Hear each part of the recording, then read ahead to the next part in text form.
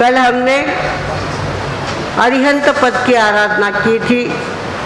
12 लोगस, 12 नमोस्तुंग और 12 वंदना। इस तरह से हमने 12 की साधना, क्योंकि अरिहंत के गुण कितने होते हैं? 12। और सिद्ध के गुण होते हैं 8। 8 कर्मों का क्षय करते हैं तो 8 शक्तियाँ प्रकट होती है। जिसके ज्ञानावर्णीय कर्म का क्षय, 8 कर्मों के नाम क्या है? ज्ञानावर्णीय, दर्शनावर्णीय, वेदनीय, मोहनीय, आयुष्य, नाम, गोत्र। पूरा हो जाने के बाद अनंत ज्ञान जागृत होता है। दर्शनावर्णी कर्म का क्षय हो जाने के बाद अनंत दर्शन जागृत होता है। वेदनीय कर्म का क्षय हो जाने के बाद अव्याबाध, कोई बाधा स्वास्थ्य की रहती नहीं है, अव्याबाध चालू हो जाता है। मोहनीय कर्म का क्षय हो जाने के बाद वीतराग शक्ति जागृत हो जाती है। वीतराग भगवान अपने होते हैं, ऐसी वीतरागत्व वो शक्ति प्राप्त होती है। उसके बाद आयुष्य कर्म का क्षय हो जाने के बाद अक्षय स्थिति, उसके अंदर क्षय होता नहीं, आयुष्य पूरा उगन मर्गो, वो विशेष नहीं रहे, तो नमो सिद्धारम की ये शक्ति होती है। उस तरह से नाम कर्म का क्षय हो जाने के बाद अमूर्त, नाम कर्म यानी हमारे शरीर की आकृति, इंद्रिया, ये सारा नाम कर्म है। और ये पूरा क्षय हो जाने के बाद जीवन की कैसी स्थिति प्राप्त होती है? अक्षय स्थिति प्राप्त होती है। गोत्र कर्म का क्षय हो जाने के बाद गोत्र में ऊंचा गोत्र, नीचा गोत्र, ऐसी बातें होती है। तो अगुरु लघु, ना बड़े ना छोटे, इस तरह की शक्ति जागृत होती है। और अंतराय कर्म का क्षय हो जाने के बाद अनंत वीर्य प्रकट होता है। ऐसी नमो सिद्धानम की उपलब्धि है। नमो सिद्धानम की साधना करने से ये 8 बातें हमें प्राप्त हो सकती है। अभी से हमने रिजर्वेशन कर दिया तो अगले किसी भी जन्म में हमको ये सारी शक्तियाँ प्राप्त हो सकती है। भगवानों, हमारे नमो सिद्धारम का रंग है लाल। सिद्धों का कलर कौन सा है? लाल। और उनकी दिशा है पूर्व दिशा। पूर्व दिशा में, उत्तर दिशा में कौन है? अरिहंत परमात्मा। और पूर्व दिशा में कौन है? सिद्ध भगवान। सिद्ध भगवान पूर्व दिशा में होते हैं। पूर्व की तरफ बैठ करके उनकी आराधना कर रही होती है। आप लोगों को आज 20 माला फेरनी है।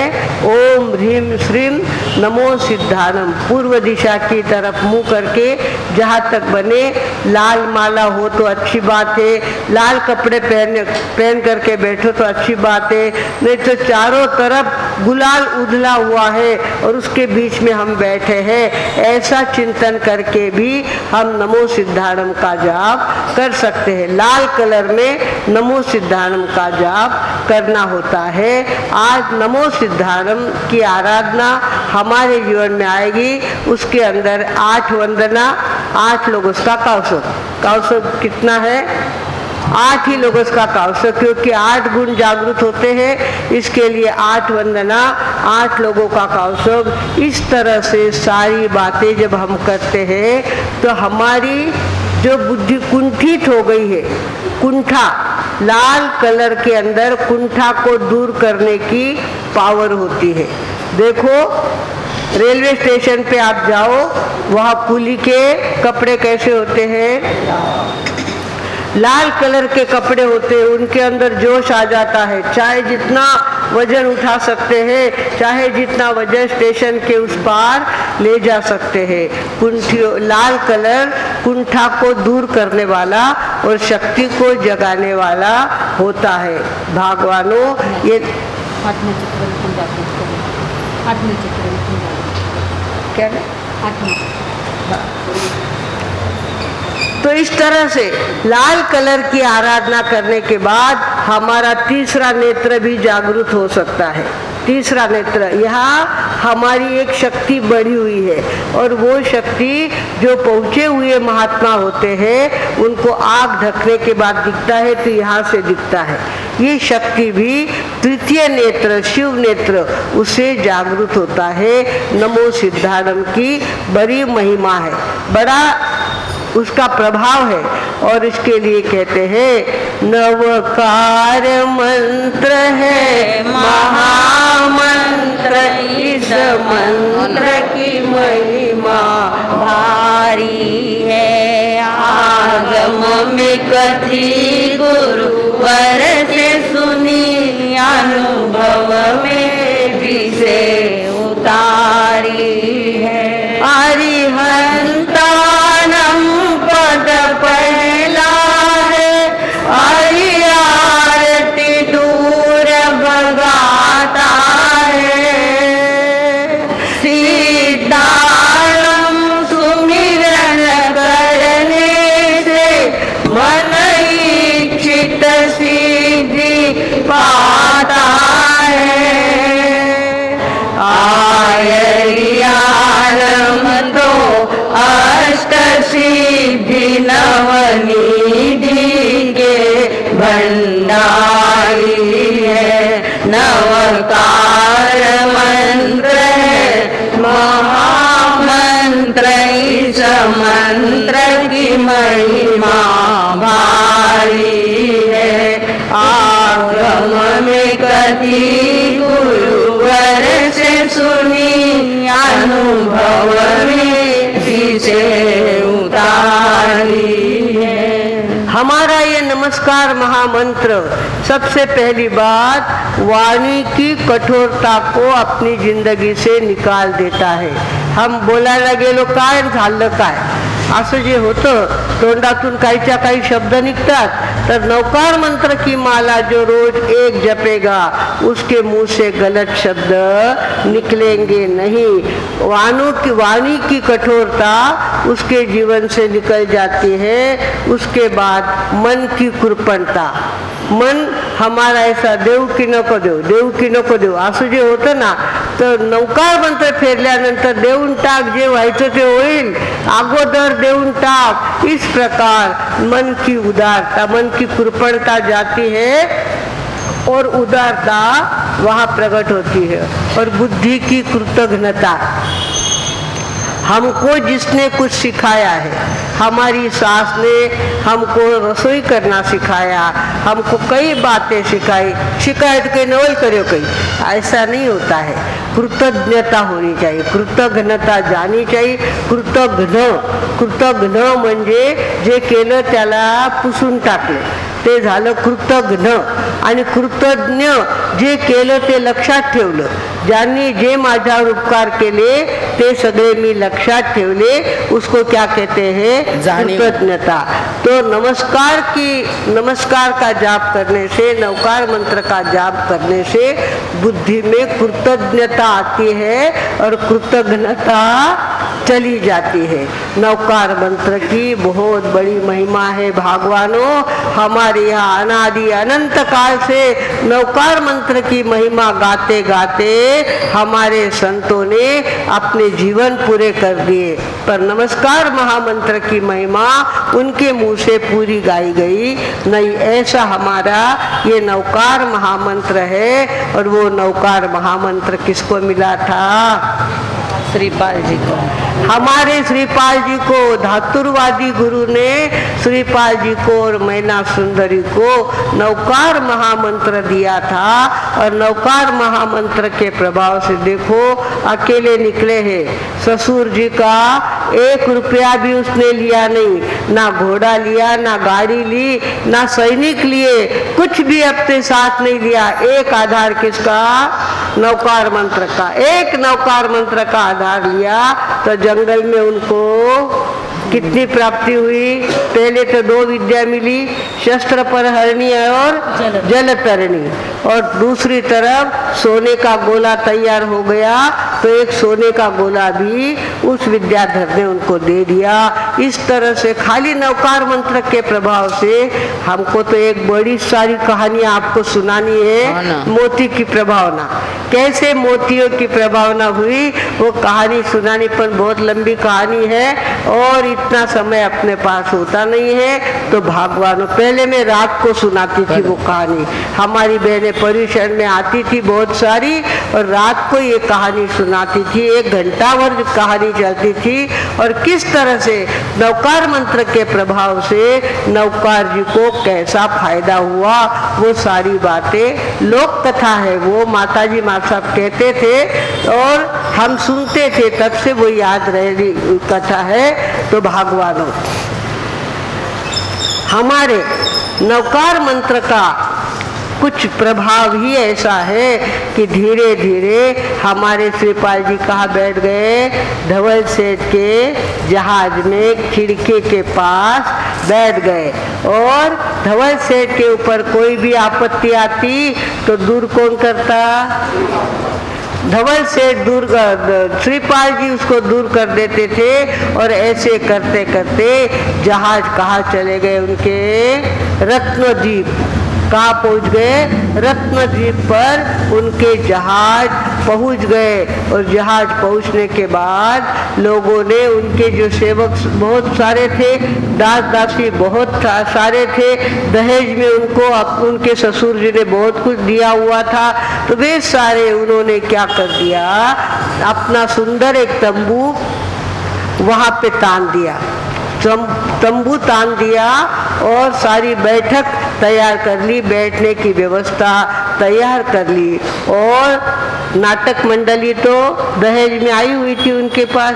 नाटक मंडली को कहा कि अब तुम अपना नाटक हमको बताओ, हमने तो जब से तुम्हें दहेज में लिया है तब से तुम्हारा नाटक देखा नहीं है, आज तुम्हारा नाटक देखेंगे। नाटक की तैयारी दास दासियों ने कर ली, तंबू वहां पर तान दिया। और हुआ ये कि से हमारे श्रीपाल जी क्या हो गए, नाटक देखने के लिए बैठने लगे। तो धवल सेठ ने कहा, अरे साहब, ये बैठने का समय थोड़े है, ये तो व्यापार की मंडी है, यहाँ पर बहुत सस्ता माल मिलता है और अपना लाया हुआ माल है, उसके बहुत दाम आ सकते हैं। अभी तो व्यापार करने का समय है, नाटक देखने का समय नहीं है। तो नौकार जी ने कहा, हमारे श्रीपाल जी ने कहा, अरे भैया, आप जा ही रहे हो मंडी में, आप काम कर ही रहे हो, 250 जहाज तुम्हारे हैं, 250 जहाज हमारे हैं। तुम्हारा माल जिस भाव में बेचोगे उतना भाव हमारे माल का भी ले लेना और हमारा माल भी क्या करना, बेच डालना। इस तरह से अब बेचारे धवल सेठ को तो एक तो बिल्ली और सामने मिला दूध का भगोना, फिर क्या देखना। अब उसने कहा, कह रहा अच्छा हो गया, मालिक ने ही अपना कब्जा छोड़ दिया है, चाहे जितना घोटाला करेंगे तो इनको कोई फर्क पड़ने वाला है नहीं। हम तो चाहे सो कीमत लगाएंगे, चाहे सो कीमत में माल बेचेंगे और चाहे सो कीमत लेकर के माल को खरीदी करेंगे। ऐसा सोचकर हमारे श्रीपाल जी धवल सेठ व्यापार के लिए चले गए। अपने 250 जहाज अपने और 250 किनके, श्रीपाल जी के, ऐसे 500 जहाज का माल बेचने के लिए वो तो इधर निकल पड़े। इधर हमारा श्रीपाल नरेश्वर समर्या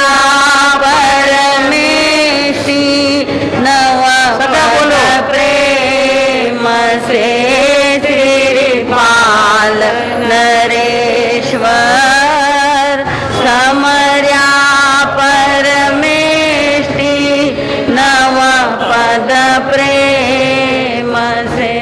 उसी समय उस रत्नद्वीप में रत्नगिरी पर धान, रत्न संचयक नगरी भारी, कनक केतु नृप जान हो श्रीपाल नरेश्वर समर्या परमेष्टि नव पद प्रेम से श्रीपाल नरेश्वर समर्या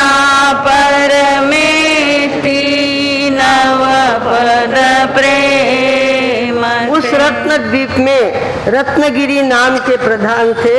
रत्न संचय एक नगरी थी, उस नगरी के राजा कनक केतु थे। और इस तरह से कनक केतु राजा को 4 पुत्र के बाद एक पुत्री हुई थी। 4 बेटे थे और बेटियां कितनी थी? एक बेटी थी और बहुत ज्यादा लाडली थी, बहुत ज्यादा सुंदर थी। और राजा को रात दिन चिंता रहती थी, मेरी ऐसी अप्सरा जैसी बेटी, उसके लिए दामाद मुझे अच्छा मिलना चाहिए, उसके लिए मुझे घर घराना अच्छा मिलना चाहिए। हमेशा चिंता में रहते थे। तभी उनके गांव में महाराज साहब पधारे।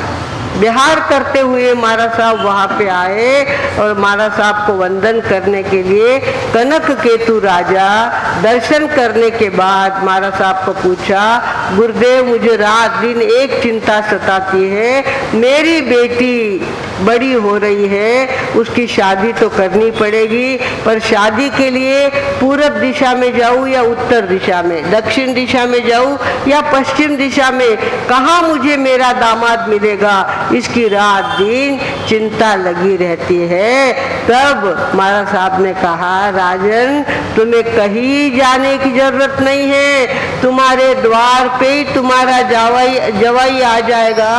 बात यह है, समुद्र के किनारे एक बहुत बड़ा जहाज का ताफा आने वाला है और उसके अंदर एक ऐसा भागवान पुरुष होगा जो क्या करेगा, तुम्हारे छके हुए हाथी को, जो हाथी मदमस्त हो गया है, हाथी अपना बंधन तोड़ करके अपने ठिकाने से भागने लगा है, और भागता हुआ हाथी जब समुद्र किनारे पहुंचेगा और उस समय जो भागते हुए हाथी पर कब्जा करेगा, भागते हुए हाथी पर कंट्रोल करेगा, वही तुम्हारा दामाद होगा। क्या कहा? वही तुम्हारा दामाद होगा। इस तरह से राजा को महाराज साहब ने क्या कर दिया, उसको निश्चिंत कर दिया। और इस तरह से राजा अपने श्रीपाल जी नाटक की तैयारी करने के बाद नाटक देखने के लिए बैठ रहे थे। नाटक की तैयारियां हो गई थी और बाकी आगे का काम होने वाला था। तब तक तो समुद्र के किनारे हो हल्ला हो गया, अरे अरे हाथी हाथी हाथी, कोई हाथी के पैर के नीचे आएगा, हाथी मदमस्त हो गया है, किसी के कंट्रोल में नहीं आ रहा है, महावत के भी कंट्रोल में नहीं आ रहा है, सारे बंधन उसने तोड़ दिए हैं और जोर लगा कर के भाग रहा है, बचो बचो बचो, बचाओ बचाओ, इस तरह से शोर होने लग गया। तो हमारे श्रीपाल जी ने देखा बाहर कोई कोलाहल हो रहा है, कोई बात है, तो वे नाटक छोड़ करके कहाँ आए, बाहर आए, तंबू के बाहर आए तो देखा कि उधर से हाथी दौड़ता हुआ आ रहा है और लोग इधर से उधर दौड़ रहे हैं। उन्होंने देखा ऐसी बात है, हमारे पास हमारा नौकार मंत्र है, जिधर से हाथी आ रहा था वहीं पर मांडी डाल के और हमारे श्रीपाल जी बैठ गए, नमो अरिहंताणम नमो सिद्धाणम नमो आयरियाणम जाप करने लग गए। आंखें ढक ली, हाथी आया या नहीं आया वो भी देखने का उनके पास फुर्सत नहीं था, वो तो अपने नौकार मंत्र में डूब गए। और जैसे ही नौकार मंत्र की किरणें होती है, प्रभाव होता है, चारों तरफ वो फैलता है, उसका आभा मंडल फैलता है। आप देखो, आपके हाल के अंदर आप महसूस करते होंगे, नौकार मंत्र का जाप करने बैठते हो तो कैसा लगता है आपको? हल्का हल्का लगता है ना, अच्छा लगता है ना। लोग कहते मारा साहब 8वां भी ठानो उठाई जो सुमती, 11 माळा नहीं थे 1 माळा तो सगा ने आईने फेरनी आठे, इस होते संकल्प करो और सगा को संकल्प कराओ। इस तरह से नौकार मंत्र की अपनी एक महिमा होती है। श्रीपाल जी तो बैठ गए वहां पर आग ढक करके और हाथी ने उसकी ऊर्जा, नौकार मंत्र की ऊर्जा उधर तक जाने लग गई, हाथी तक वो पहुंच गई और हाथी की मस्ती नीचे उतरने लग गई, नीचे उतरने लग गई। जो दौड़ता था वो अब क्या हो गया, चलने लग गया। चलते चलते चलते धीरे धीरे चलने लग गया और जब तक श्रीपाल जी बैठे थे वहां तक पहुंचे तब तक हाथी एकदम शांत हो गया और अपनी सूंड से क्या किया, अपने घुटने टेक दिए और अपने घुटने टेक करके श्रीपाल जी के सामने नमस्कार करने लग गया। सारे लोग देखने लग गए, अहो आश्चर्यम, अहो आश्चर्यम, ये आश्चर्य, अरे ये मदोन्मत्त बना हुआ हाथी एकदम शांत हो गया है और इनके हाथ सामने सूंड झुकाकर नवकार मंत्र नमस्कार कर रहा है। इस तरह से सारे लोग देखने लग गए और समाचार कहाँ तक पहुँच गए, राजा के कान तक समाचार पहुंच गए। हाथी उछल गया है, ये समाचार तो पूरे शहर में फैल गए थे और देखते देखते हाथी शांत हो गया, हाथी शांत हो गया। इस तरह से समाचार चारों तरफ से राजा के कान तक पहुंचे। राजा ने देखा, मार साहब ने कहा था समुद्र के किनारे हाथी मद में आ जाएगा और उस मद में आए हुए हाथी को जो शांत करेगा वही तुम्हारा दामाद होगा। अरे मुझे जाना चाहिए। और दासियों ने कहा आप मत जाइए, हम जाके उनको लेके आते हैं। तो वे घोड़े पे बैठ करके राजा के लोग कहाँ पहुँचे, समुद्र किनारे पहुँचे और श्रीपाल जी तो ध्यान में बैठे थे। उनके तो मन में कल्पना भी नहीं थी कि यहाँ कुछ होने वाला है, यहाँ कोई बात बनने वाली है, कुछ भी बात मन में नहीं था। एक नमो अरियंताणम, नमो सिद्धाणम, नमो आर्याणम, इसके सिवा कोई। तो राजा की लड़की का नाम था रैन मंजूषा। क्या नाम था, रैन मंजूषा नाम था। अब उन्होंने, मार साहब ने कहा था अल्प दिनों में वह पट हाथी छक्यो मदन के माही, हुआ कोलाहल शहर बीच में ऐसी धूम मचाई हो श्रीपाल रे। बोलो समर्या परमेष्टि नव पद प्रेम से श्रीपाल नरेश्वर। समर्या परमेष्टि नव पद प्रेम से। अब ये समाचार जब पहुंच गए तो राजा को कहा धीर। वो कहने लगा तो आप जाओगे तब मेरे जवाई यहाँ पे आएंगे, तब तक तो मुझे वहाँ जा कर के देखना है मेरा जवाई काला है या गोरा है, ऊंचा है या ठिंगना है, ये सारा मुझे देखना है। मैं वहाँ जाऊंगा और अपने दामाद को देखूंगा। इस तरह से कहे नृपति सुनो कुंवर जी, मुझे कहा मुनिराज, कन्या कांवर वही बने जो वश लावे, गजराज हो श्रीपाल नरेश्वर।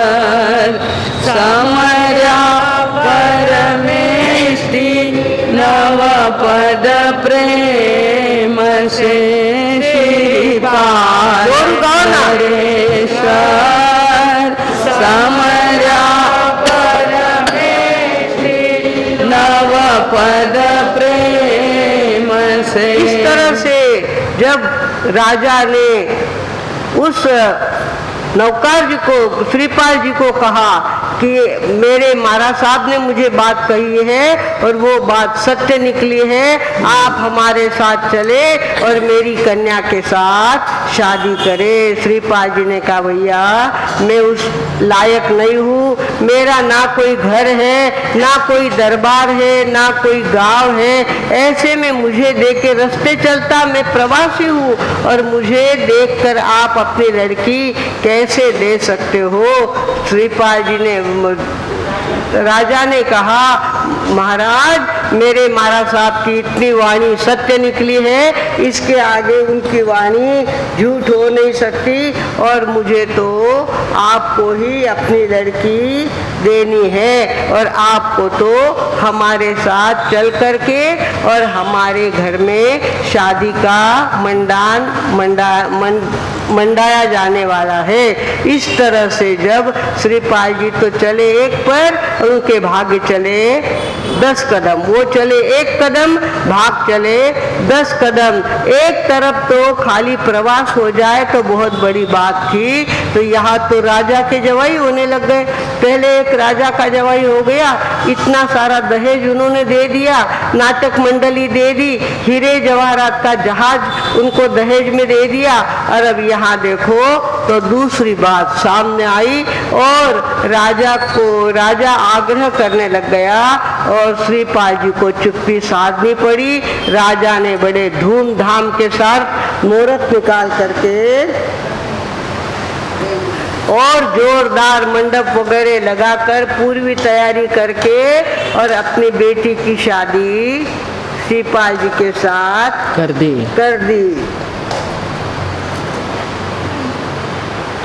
अब इस तरह से श्रीपाल जी को पहले घर में तो एक थी ही मैना सुंदरी, दूसरी कौन मिल गई? मदन सेना, और तीसरी कौन आ गई? रैन मंजूषा आ गए। और इस तरह से राजा ने उनको रहने के लिए महल दे दिया। आप आराम से यहाँ पे रहो, जाने की जल्दी मत करो, और हमको आपके लाड़ करने का अवसर दो। इस तरह से राजा देखे देखे खुश हो रहे थे, ऐसा जवाई मुझे मिलेगा, घर बैठे जवाई मिलेगा, ये सोच करके वो तो बहुत ज़्यादा प्रसन्न हो रहे थे। और श्रीपाल जी रैन मंजूषा के किसके साथ? रैन मंजूषा के साथ आनंद से वहाँ पे रह रहे थे। तो हो गया ये, इधर हमारे सेठ साहब कहाँ गए थे? मंडी में गए थे, व्यापार की मंडी में गए थे। वहाँ उनको सारा माल बेचना था और नया माल खरीदना था। अब सारा काम करते समय परमिशन लेनी चाहिए, टैक्स भरना चाहिए, वो कुछ भी किया नहीं। सिर्फ धवल सेठ ने वो कुछ भी काम किया नहीं, और लोग मांगने आए टैक्स तो उनके साथ लड़ने को तैयार हो गए, खबरदार अगर तूने मुझे कुछ कहा तो। इस तरह से वो जोर जमाने लग गया। तो लोगों ने क्या कर लिया? उनको पकड़ लिया, और पकड़ के कहाँ लेके आ गए? जहाँ राजा विराजमान थे। महाराज साहब के दर्शन के लिए गए थे राजन अपने बेटे जवाई को लेकर के, और कह रहे थे, गुरुदेव आपकी वाणी सत्य निकली, और मुझे ऐसा हीरे जैसा जवाई मिल गया। आप पर विश्वास रख करके मैंने उसी के साथ अपनी बेटी की शादी कर ली है। तब तक तो सरकारी लोग वहाँ पे आ गए और कहने लगे, महाराज साहब ये दान चोर है, ये कौन है? टैक्स चोर है, और इसने हमारे बाजार में गड़बड़ी कर दी है, हमारे बाजार की शिस्त भंग कर दी है, इसको दंड दो, इसको दंड दो। इस तरह से जोर जोर से चिल्लाने लग गए। तब देखा किसने? श्रीपाल जी ने देखा, अरे ये तो और कोई नहीं, मेरे ही धर्म पिता है। कैसे भी है तो मेरे, कुछ भी हो। इस तरह से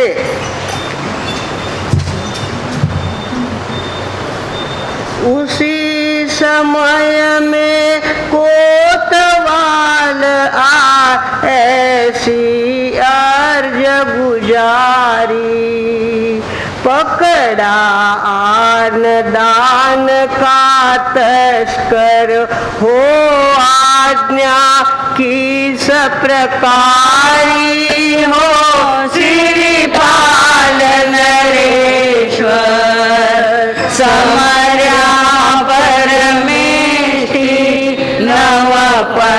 प्रेम से श्रीपाल नरेश्वर समर्या परमेष्टि नव पद प्रेम से। इस प्रकार लोगों ने दंड दो इसको कहा। राजा ने कहा जिन्होंने हमारा अपराध किया है उसको फांसी पे चढ़ा दो। क्या कह दिया?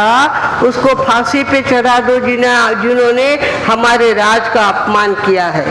श्रीपाल जी ने देखा ये तो मेरे ही धर्म पिता है। उन्होंने कहा राजन ये मेरे धर्म के पिता है और इनको दंड ना दिया जाए। इनकी जो गलती हुई है इनसे जो कर्ज लेना है जो टैक्स लेना है वो सब मैं दे दूंगा, पर आप इनको क्या कर दो, छोड़ दो। इस तरह से अब नए जवाई कह रहे हैं कि छोड़ दो, फिर कैसे आगे जा सकते हैं? नए दामाद ने बात कही कि छोड़ दो, तो राजा ने कहा छोड़ दो इनको और इनका कर माफ कर दो। दामाद से तो कर्ज लेंगे नहीं और इनका कर क्या कर दो, माफ कर दो। इस तरह से वहाँ पर उनको छोड़ा गया है और श्रीपाल जी को रहने के लिए जो जगह दी थी उसके सामने ही धवल सेठ के उतरने के लिए भी जगह वहाँ पे तैयार की है। धवल सेठ है जो उल्टा करने से बाज नहीं आता और श्रीपाल जो है सीधा करने से थकते नहीं है।